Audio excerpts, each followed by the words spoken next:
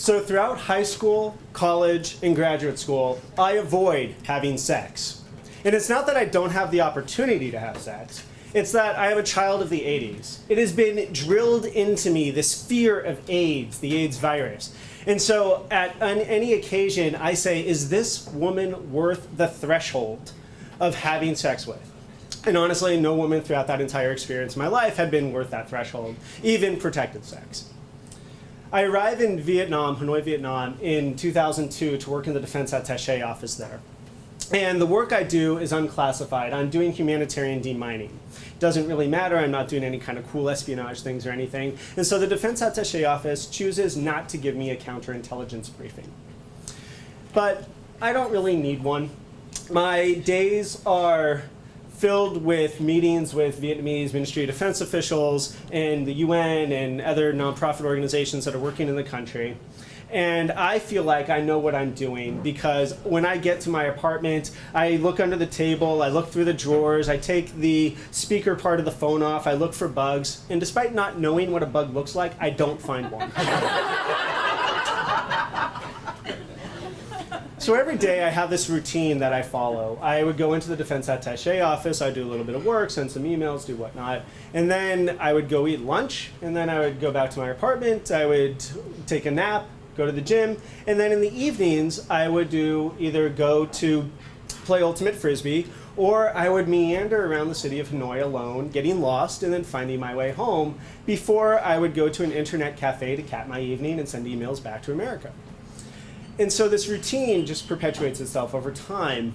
But eventually, I start realizing my way around Hanoi, so I don't need to get lost as much.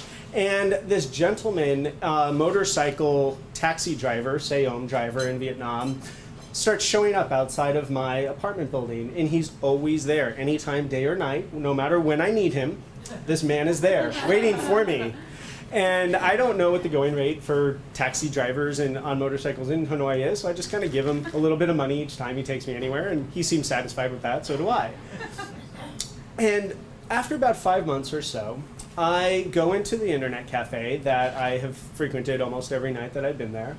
And rather than the normal clientele that's there, which is usually guys between the ages of 15 and 25 playing first-person shooter games, there is this stunning Vietnamese woman sitting at one of the terminals.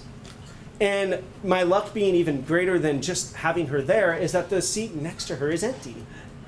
And so I quickly go over, take that seat, let's get online, start doing my emails, and I turn to her and I start chit-chatting. You know, I introduce myself, I find out her name is Quy Anh, and that she speaks English pretty well. And I ask her, I say, you know, I know that there's this lake nearby. I haven't been there yet. Can you show it to me? And she said, oh yeah, I know exactly where that is. I'd be happy to show it to you. So we go and we walk around the lake and we have this really meaningful conversation. And we sit down on a bench and we just kind of get lost in time. The night gets really late. And I walk her back to the internet cafe at the end of the evening when I realize, oh my gosh, I really need to get up for work tomorrow. And she gives me her contact info. And we start going out on several dates and things are really going well, hitting it off with this person. And so I invite her to this birthday party that I'm holding at the party room of the internet cafe where we met. And at my birthday party, the night's getting long and she hasn't shown up yet. And all of my friends are there and we're having a great time. And she comes in right at the end wearing this pure white Vietnamese traditional dress called an áo dài, which I don't know if anybody's seen this, but it's very form-fitting. And on this woman, it's very form-fitting. And I'm quite happy about that. So she offers to help me take all of the gifts and everything that everybody's given me back to my apartment. And so we get back to my apartment, we put the gifts down, and I'm thinking, you know what? This could meet that threshold. So I take her in my arms, and despite being in Vietnam, despite having this fear of AIDS, despite not knowing this woman very well, I, in a protected way, lose my virginity. And things go really well after that. She starts coming over to my house very frequently, and then the very next time she comes over, despite having given me this wonderful gift on my 26th birthday, she gives me another gift. It is a stainless steel necklace with 1-inch steel spikes sticking out of it. Those people who know me know I'm not really the kind of guy to wear spiked necklaces, particularly steel spikes sticking out of my neck. But when you're getting some, you do some weird things for the person who's giving it to you. So admittedly, I start wearing this spiked necklace everywhere. It goes under my suits when I'm at meetings with the Ministry of Defense. It goes on my clothes as I go up into the most secure room in the embassy in the Defense Attaché office. It's with me everywhere that I am, including Ultimate Frisbee, but they asked me to take it off because it might hurt somebody when we fall down. One day in the Defense Attaché office, the Deputy Attaché, who's a Marine Corps colonel, marches up to me and he says, "If you were a Marine, I'd rip that piece of shit right off your neck." And I say, "Well, good thing I'm a civilian then, huh?" And I admit, you know, this thing does look pretty ridiculous on me. I totally don't get away with wearing 1-inch steel spikes. So I accept that, but I keep it going because Queen seems to be worth it.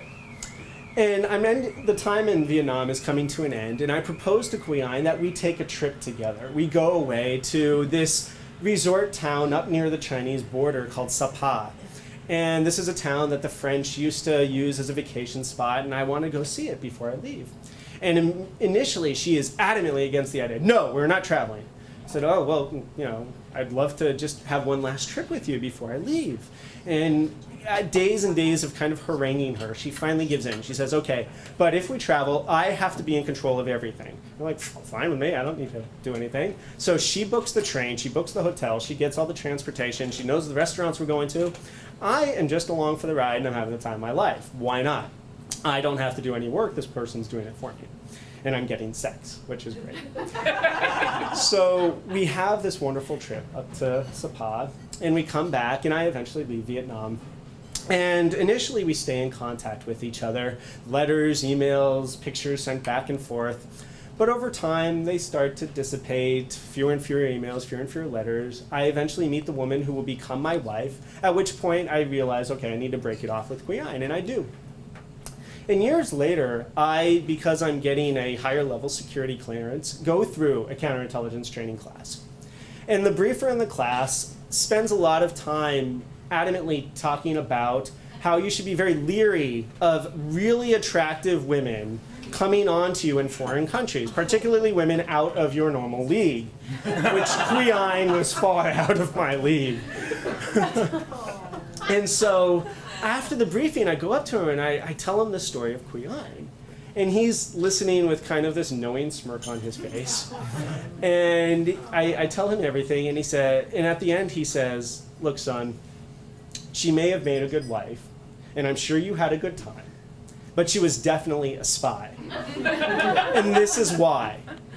One, they had access to your apartment. They knew they could get anything they wanted out of that. What they needed was access to the Defense Attaché office. And she was able to give that to them. Two, they wanted to have somebody have sex with you to put you in compromising positions to get pictures of, so if they needed to blackmail you at some point in the future, they could. Three, in counterintelligence, you never want to let your target travel. And four, if your target travels, you never want to travel alone with your target. But if you are going to do so, you need to control every aspect of that journey. So I came away from that thinking, oh my God, I lost my virginity to a Vietnamese spy. You know, if you're going to lose your virginity to somebody, that's not a bad way to go, in my opinion. And beyond that, I did not get AIDS. So my threshold worked.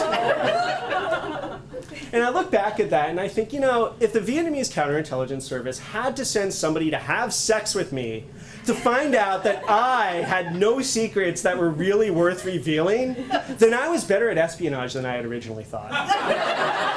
Thank you.